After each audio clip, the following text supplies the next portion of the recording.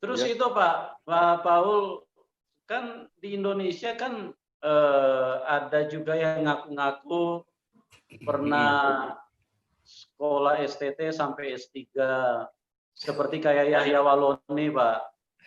Itu kira-kira menurut Bapak bagaimana itu, Pak? Kok Yahya Waloni itu sudah Nah, apa namanya, sebetulnya 2017. Waktu itu Yudi Mulyana belum Kristen. Waktu saya datang, kita bukan mengkristenkan Yudi Mulyana ya. Kita itu, saya hanya memberitakan. Satu, saya datang tulus untuk menjadikan Pak Ustadz Yudi Mulyana sebagai bahan di dalam penelitian saya. Dan itu saya tulus, Pak, sebagai objek penelitian. Dan saya namanya seorang hamba Tuhan, kemanapun kita memberitakan Injil. Waktu itu saya hanya bilang sekali sama Yudi Mulyana, Pak, saya juga pernah tinggalkan Tuhan, tapi saya mengalami perjumpaan dengan Tuhan Yesus. Saya hanya ngomong itu, Pak, ke Yudi Mulyana. Saya nggak bilang, oh Bapak, saya orang nggak pernah menghakimi orang, Pak. Karena saya tahu, saya pun pernah tinggalkan Tuhan, saya tahu rasanya. Saya itu waktu pahit sekali hidupnya. Dan saya mengalami perjumpaan dengan Tuhan. Nah, itu saya share ke Pak Yudi. Nah, Pak Yudi waktu itu nyinyir, Pak, sama saya. Hah, itu ya yang sandal lawas kirara bakso. Oh, bukan, Pak. Saya bilang, bukan, Pak. Bapak harus ngalamin sendiri, dan saya berdoa Bapak ngalamin sendiri. Terus kita ngomong-ngomong, intinya Pak Yudi waktu itu tidak bersedia menjadi objek penelitian karena beliau seorang PNS. Walaupun ini penelitian saya ilmiah, dan saya sampai sekarang pun nggak saya publikasi, karena saya belum izin kepada Menahem, kepada yang lain-lain saya belum izin, Pak, ya, penelitian tersebut. Nah, kemudian yang kedua, apa namanya, Yudi Mulyana waktu itu kita ngobrol-ngobrol, dan kita buka-bukaan, karena beliau pendeta, dan saya tahu beliau pendeta, saya kenal pendeta-pendeta di Cirebon banyak sekali, dan mereka juga bilang Yudi Mulyana pendeta, ya, jadi bukan pendeta bohongan gitu ya, itu sudah terbukti. Kalau Yudi Mulyana itu memang benar-benar pendeta dari Gereja Bethel Indonesia, dan memang alumni dari Tiranus ya. Dulu sempat di gereja di STAS, Sekolah Teologia di Surabaya, Sekolah Tinggi Alkitab Surabaya, STAS, ya, di Sawahan, ya, di Sawahan. Nah, itu kami sudah ngomong-ngomong, terus kita cerita ngerumpi, Pak, kita ngerumpi. Nah, saya tanya sama Yudi Mulyana tentang Yahya Waloni, karena kan heboh sekali. Terus Yudi Mulyana, Pak Paul, saya ini Ustadz, tapi saya pengen jujur sama Bapak, Pak.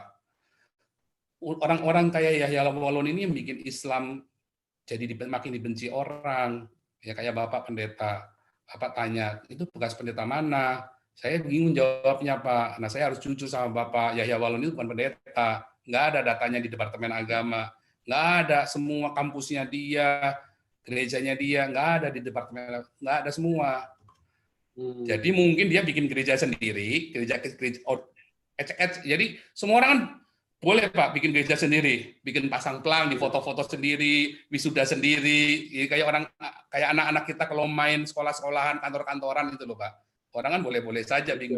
Mungkin seperti itu, Pak, nanti cetak ijazah sendiri. Tapi semua tidak ada terregister di pemerintah. Nah, saya anggap itu ucapan tulus, Pak, karena beliau sedang mengklarifikasi. Orang-orang ini, saya ini Ustadz, Pak, tapi saya pengen benar, Pak. Saya pengen mengatakan yang sejujurnya, bahwa ini seperti ini. Dan dia nggak cerita semua mulaf-mulaf yang lain ya. Dia cuma seperti itu, dia khusus cerita Yahya Waloni. Jadi Yahya Waloni itu bukan pendeta, bukan doktor, bahkan mungkin ijazah SMA aja nggak punya, Pak. Oh, dia tidak pernah jadi rektor. Loh, SMA saja nggak lulus, mau gimana mau jadi rektor? Oh, gitu ya, Pak? Ya. Berarti luar biasa juga publikasinya ya Waloni ini. Ya. Ya, dia makanya apa ya? waktu itu loh, karena saya anggap kan judi dalam tanda kutip ya dalam media, dalam penginjilan itu adalah lawan. Saya langsung broadcast, Pak. Saya heboh tuh. Nah, terakhir rupanya pendeta Esra Soru kebakaran jenggot dia, ya kan, dilacak bener ke Papua. Nggak ada beneran, Pak. Nggak ada beneran. Jadi Yudi Mulyana nggak bohong waktu itu, dia jujur ngomong sama saya.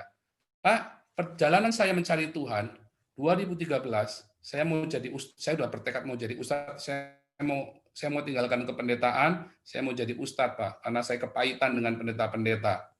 Pendeta konfliknya sama pendeta ya. Saya bertekad, Pak. Dan saya hafalkan, makanya saya bisa baca Al-Quran sedikit-sedikit, Pak. Karena saya sudah belajar, Pak. Dan dari waktu kecil saya memang sekolah negeri, saya belajar agama Islam 3 tahun. Saya baca Al-Quran, saya tahu semua cara sholat segala macam. Tapi itu kan 2003, kembali ke 2013, saya ketemu Tuhan Yesus. Tapi saya tahu, Pak, saya tahu itu mudah sekali. Itu cuma dikemas 1-2 ayat jadi ustadz. Dan orang nggak akan tanya. Mengapa nggak tanya pertanyaannya? Karena ada Al-Maidah 101. Orang Muslim itu nggak boleh banyak nanya sama ustadznya. Beda gitu ya. Kita di sekolah teologi ya, kalau murid-murid yang mahasiswanya nggak aktif, kita curiga nih, ngerti nggak nih orang nih. Kalau di Islam nggak boleh nanya, Pak. Al-Maidah 101. Jangan banyak nanya. Nggak boleh nanya. Makanya orang nggak akan menanyakan latar belakangnya Irena Handono. Orang nggak akan menanyakan latar belakangnya Ustadz Mako Ginta, Menachem Ali, nggak akan menanyakan latar belakangnya.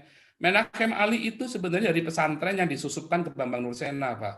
Jadi waktu kuliah, Menachem Ali itu ikut Bambang Nursena. Selesai kuliah, dia balik lagi ke pesantren lagi, Pak. Jadi Menachem Ali itu bukan mualaf. Dari kecil dia memang di pesantren, didikan pesantren di Madura. Memang Islam ya? Memang Islam. Oh, dari saya lupa ya, di Madura atau di Surabaya, saya lupa ya. Kalau nggak salah di Madura, tapi terus dia ngekos di Surabaya atau gimana? Waktu itu saya dapat investigasi juga. Cuman waktu itu saya anggap oke, dia seorang mualaf yang belajar, dia seorang muridnya Bambang Nursena, kemudian dia belajar dari Bambang Nursena, dan kemudian dia jadi Islam lagi. Saya tetap positif karena saya kan sedang riset. Kalau riset kan kita harus ceteris paribus, yang lain-lain harus disingkirkan, ya kan? Kita harus percaya dengan narasumber kita. Nah, makanya saya sekarang juga bingung mau saya launching, ini ternyata isinya kebohongan semua, Pak. Buku saya mau saya launching tentang konversi, tapi isinya kebohongan semua, apa yang mau dibahas. Nah, gitu loh, Pak. Jadi Prayitno dulu ngaku mantan penginjil di rekamannya. Saya jadi penginjil, Pak. Saya ditahbiskan jadi penginjil segala macam sekolah. Tapi kan ternyata sekarang bukan. Ternyata sekarang dia bilang cuma mantan Kristen, cuma bilang begitu. Dia tidak pernah bilang karena sekarang semua udah kebongkar, Pak. Tidak ada satupun mualaf yang katanya bekas pendeta Romo itu atau bekas penginjil yang benar-benar penginjil, bekas frater, nggak ada satupun yang benar. Dan tidak ada satupun yang dipertanyakan. Yang saya pernah lihat Moko Ginta itu Romo tuh dia itu dulu. Bukan, Pak. Moko Ginta itu dari SMP sudah jadi sudah jadi Islam. Udah kembali ke Islam. Oh, bukannya S3-nya di Roma itu? Oh, bukan yang S3 di Roma itu si ini. Aduh, tadi siapa Pak Yusuf? Bangun Samudra. Bangun Samudra. Itu sudah dibongkar, sudah diklarifikasi oleh pihak Katolik. Dia kasih tahu strukturnya di Gereja Katolik, bagaimana pendidikan keimaman di Gereja Katolik. Jadi itu jelas nggak mungkin. Apalagi dia terus ngomong, dia kan dikit-dikit ya maklum lah orang pinter yang ini ya pinter ngapusi gitu loh Pak. Ya umatnya juga bodoh, mau nggak ditanya, nggak diselidikin, nggak nanya ya kan. Umatnya juga bodoh, mudah. Ya itulah karena terus ada lagi satu Pak itu yang ngaku lulusan terbaik Vatikan itu si siapa Ali Mustafa Pak. Ali Mustafa. Nah, yang dia bilang Matius 40 tuh loh. Oh, Ali Mustafa, ya, Ali Mustafa. Yang sempat saya sanggah videonya. Ya, saya lihat itu Pak Yusuf, saya lihat. Saya kira Nggak ada, Pak. Saya yakin sekali tidak ada. Itu pasti bohong Iya, lagi. iya, iya. Kita belum lacak aja, Pak. Hanya semoga orang-orang yang lihat YouTube kita hari ini sadar, orang-orang Islam sadar bahwa ustadz-ustadz mereka yang ngaku-ngaku bekas-bekas pendidikan Vatikan segala macam itu palsu semua. Kemarin kan Stephen baru saya upload klarifikasi dari Gereja Katolik Semarang, Keuskupan Semarang, ya kan? Ternyata itu semua dibongkar semua, apalagi pakai kalung salib yang bawahnya ada Capnya. salib, bawahnya ada capnya, oh segede Ya. begini kan, begitu kan? Ini kan Menora. Ya itu ternyata ada di filmnya I Spy, apa? Filmnya Jackie Chan itu. Nah, itu dari filmnya Jackie Chan itu dia idenya itu. Saya lupa judulnya Gitu ya. I Spy atau apa gitu ya. Nah, jadi Terus satu lagi Pak Paul siapa? itu si Ustadz Kainama, Bapak tahu nggak latar Ya, belakangnya, Pak? Kainama Nama itu Kainama. pernah saya kutip. Itu Kainama juga saya kira itu juga bohong juga, nggak mungkin, nggak ada. Nggak ada semua latar belakang itu. Itu Gitu harus ya. benar-benar dicek, harus benar-benar kita harus benar-benar tanya, kita harus benar-benar tanya. Ya. Dia ngaku ini Pak pernah belajar Alkitab di Haifa katanya. Apalagi Pak, nggak mungkin Pak. Ya kita adu saja Ya. Pak, kita coba sama saya tes bahasa Ibrani sama saya toh. Ya.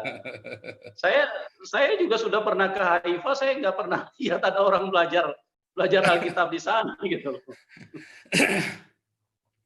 Kan dia tahu orang Islam nggak mungkin sampai ke Israel. Keduanya kita pendeta-pendeta yang tahu pun kita nggak akan rese. Dan memang kita nggak rese sampai mereka ngeresein kita gitu kan, sampai mereka ngeresein kita kebongkar sendiri.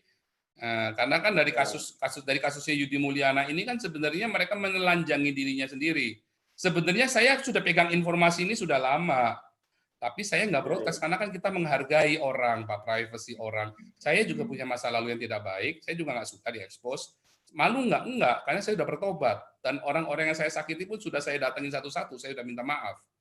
Mungkin ada satu dua yang terlewat, saya nggak tahu, ya kan, saya juga minta maaf. Ya, tapi intinya kita nggak sempurna. Dan saya, apa sih gunanya kita bongkar masa lalu orang? Kita semua punya, kalau sekarang merasa dia di Islam menjadi lebih baik, kayak Stephen, ya kan, dia dulu ngaku Romo ini ternyata bahkan kebongkar, dia itu cuman kuli pelabuhan, dia itu orang kere sekali, bukan anak orang, pokoknya ini orang susah. Nah, terus mungkin caranya dia dengan cara menipu seperti itu dan dia berhasil sekarang. Paling enggak ya kita harus menghargai dia, kita juga nggak usah bongkar-bongkar, ya kan. Kalau dia mau menjadi Islam lagi itu urusan dia, karena ya ini kalau ya menurut Nikos Syukur ini memang perjalanan mencari Tuhan ini ya, juga satu lagi bukunya Karen Armstrong, Mencari Tuhan, itu bagus ya, cuman buku tebel. Nah, itu kita harus menghargai itu proses. Bahkan Karen Armstrong sendiri pun jadi agnostik kan, dia bekas biarawati, kemudian jadi agnostik sekarang, Islam enggak, Kristen enggak, oke dia percaya Tuhan, tapi dia agnostik. Itu proses. Dan kita harus respect dengan itu. Itulah kalau di Kristen kan kita diajarin itu ya, menghargai proses. Dan jemaat pun kita ajarin, ketika jemaat mengalami kemunduran iman pun kita nunggu.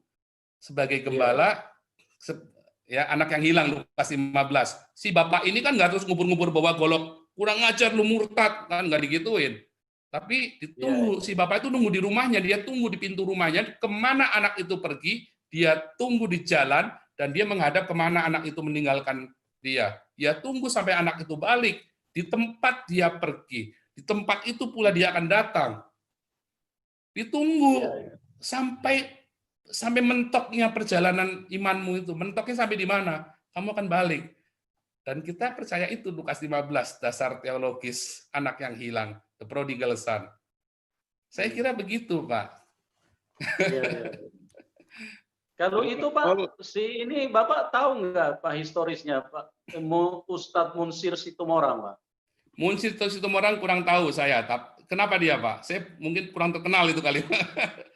Ya, dia cukup ini juga, Pak. Cukup giat juga dia untuk istilahnya mencomot-comot ayat Injil juga gitu loh. Terus kemudian diterjemahkan bebas seenak pudel mereka gitu. Dia apakah mengaku-ngaku mantan pendeta juga, Pak? Sebelumnya kelihatannya seperti itu. Dia ini mantan kafir lah, mantan. Oh, pokoknya intinya tapi nggak bilang mantan pendeta, toh? Ya, kurang lebih lah seperti itu, Pak. Nah, saya kira selama dia tidak dia mencomot-comot Alkitab. Nah itu kadang-kadang dia comot-comot. Itulah sebabnya saya nggak suka kita menginjil dengan mencomot-comot ayat Al-Quran.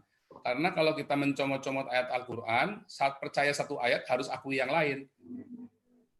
Kalau Ya itu kan? Pak, itu siapa? Hani Kristianto, Bapak tahu nggak latar belakangnya? Oh, Hani Kristianto itu jelas bukan penginjil juga. Kan dulu ngaku pendeta, videonya pernah saya upload.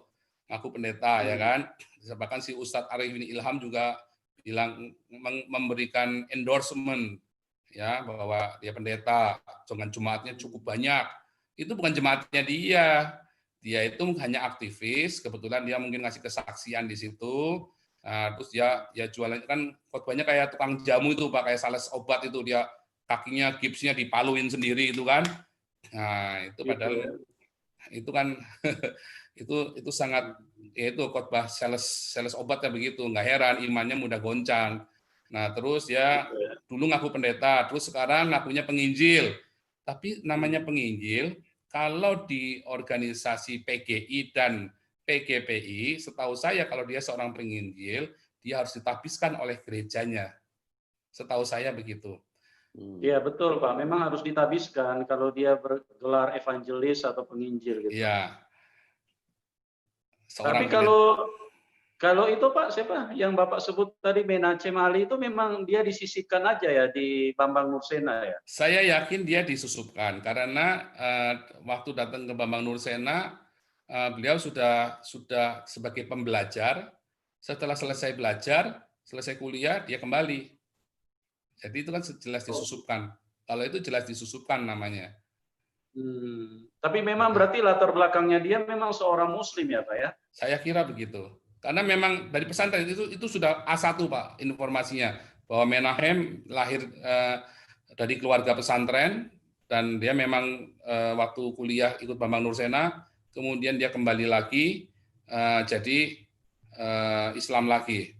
Jadi hanya cuman buat pengen tahu apa sih, dia pikir kekristenan itu yang benar yang di Bambang Nursena karena heboh kan.